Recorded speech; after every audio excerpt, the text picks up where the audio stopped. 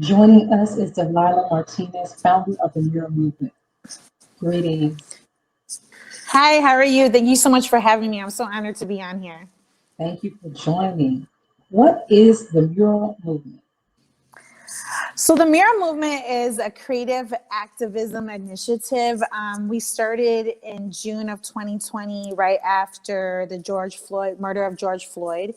It really started when the stores here in Chicago started to board up and we started to get in protest mode. We also started at that same time to hear rumors between Black and Brown communities not really getting along. So I felt very powerless at the time, especially watching the news. And I wanted to think of some type of way that I could give back or do something or use my voice and help the artists use their voice too.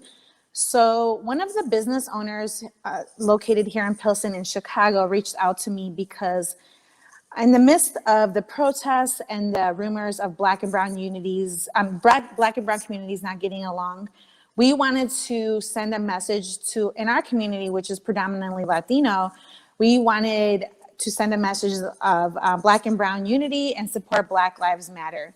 So the business owner asked me to come and write Black Lives Matter on his storefront.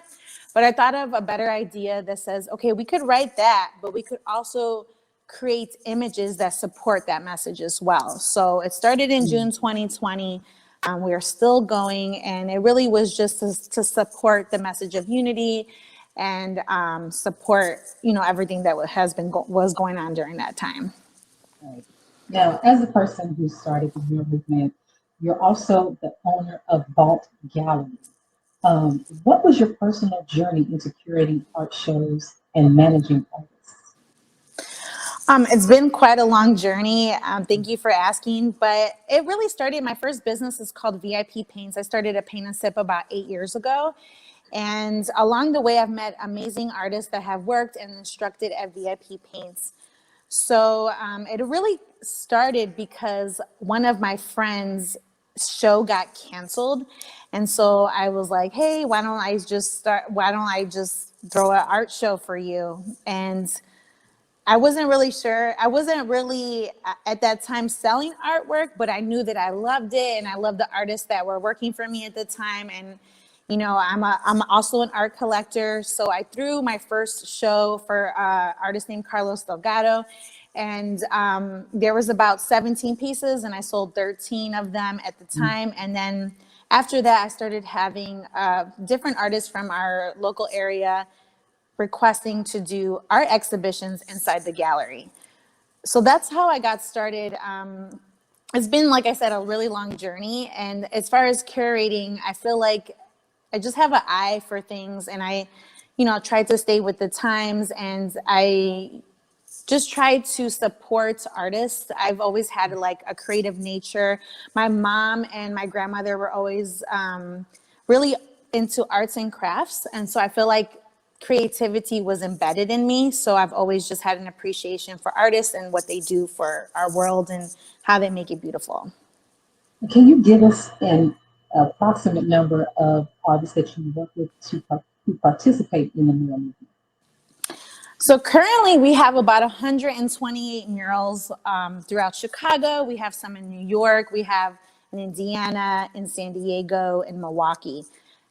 So it's well over 100. I lost count a long time ago, but I've worked with so many amazing artists. And the Mural Movement is a volunteer-based initiative. So all of the artists have volunteered to create these murals. So it's well over 100. I lost count. Where else can we find those murals? I know you mentioned Chicago and really all over. Are there any specific murals that you want to bring attention to um, in today's climate?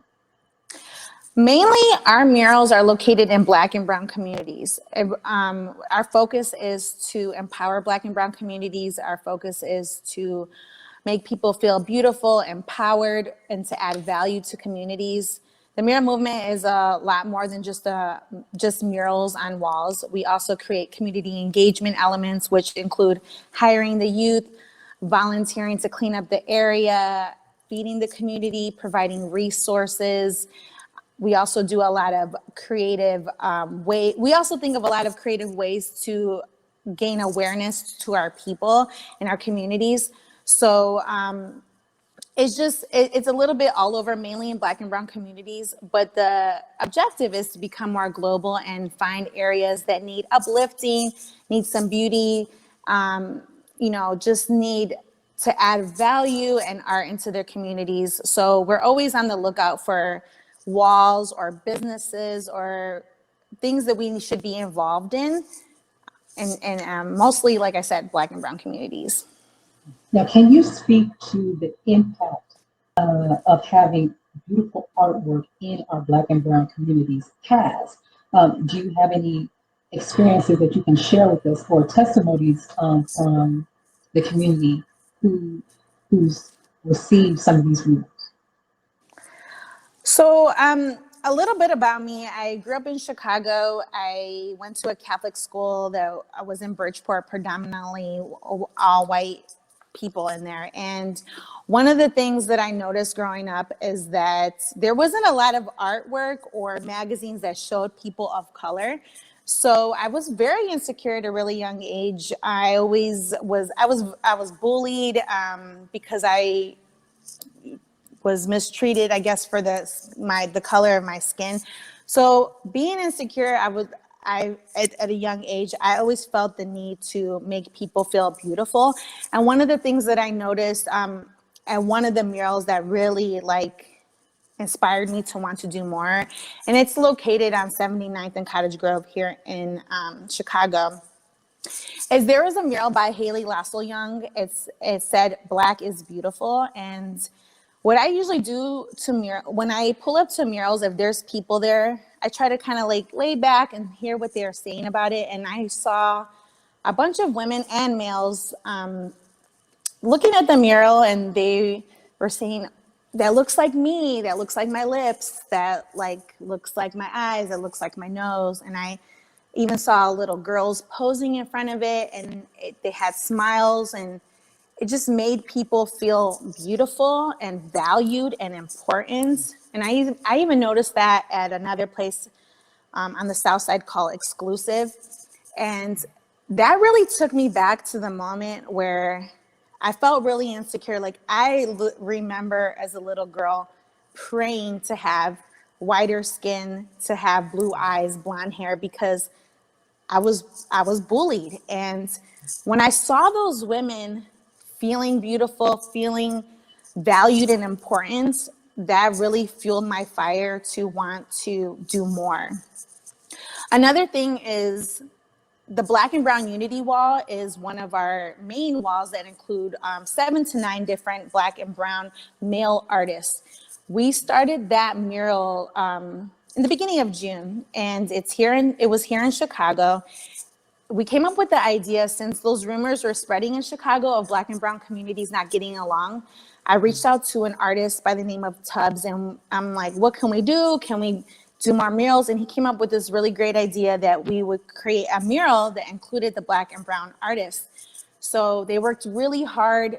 It took them about a week.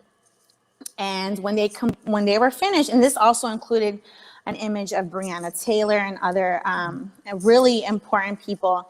And when we completed the mural overnight, somebody came and painted over it in white. So they had a big roller brush, and it was like a 60-foot long mural. It was in a viaduct, and it was pretty big. And like I said, we have 7 to 9 artists on that mural. I think there was about 7 at the time.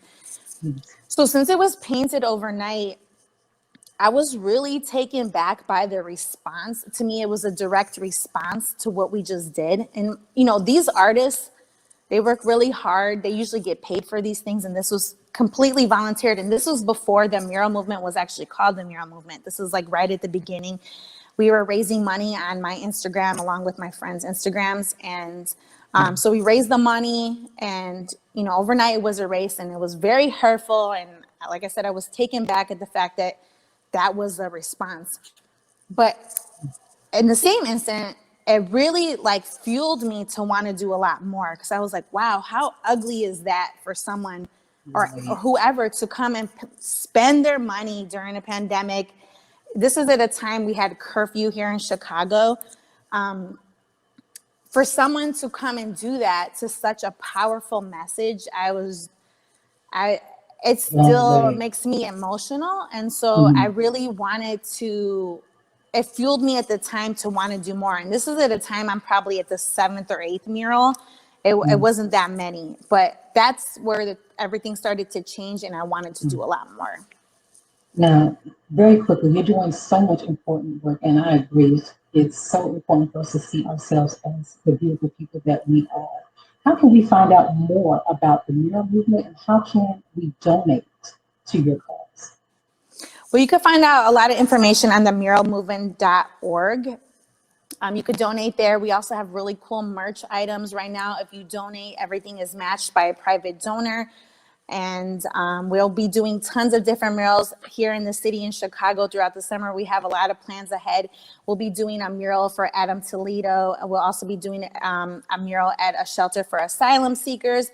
And we have a lot of things coming up this summer. So a donation would be appreciated. And you can find out more information at themuralmovement.org.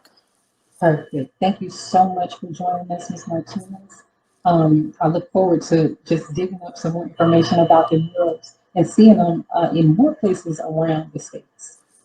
I appreciate you guys so much. I'm so honored. Thank you so much. Thank you. Let's pause for announcements from our sponsors. Afterward, Jimmy Bumpensi will join us to discuss how he took patrolling and making his community safe into his own hands. We'll be right back. Be a part of the force that powers truth in journalism. Your support helps to combat false media. Cash App NNV News. Greetings from National Network View. This week's Final Call cover story headline memorializes the late, great DMX. Last week, DMX's life was celebrated at the Barclays Center in Brooklyn. Large crowds gathered to honor the legend. They were there to remember a man who wasn't afraid to express his pain with the world. The Honorable Minister Louis Farrakhan spoke via Zoom to the large audience. He delivered words of comfort, wisdom, and guidance to everyone under the sound of his voice. DMX will live on. This FCM volume number 29 edition features the middle page article as a transcript of what the Honorable Minister Louis Farrakhan said at the memorial. To read more, subscribe to finalcalldigital.com and tune in to the all-new Final Call Radio. This is the NNVnews.com Final Call cover report. This is Sister Sajda Muhammad. We are proud to announce that the Sajda House commemorative Elijah coins are finally here. This priceless heirloom, made from recycled copper from the messenger's home, is now available at sajdahouse.com. Please make sure you leave your comments and questions in the comment section below. Follow us on Facebook, National Network View, and make sure to check us out on Twitter as well, National Network View. This is Sergio Gutierrez with National Network View, signing off.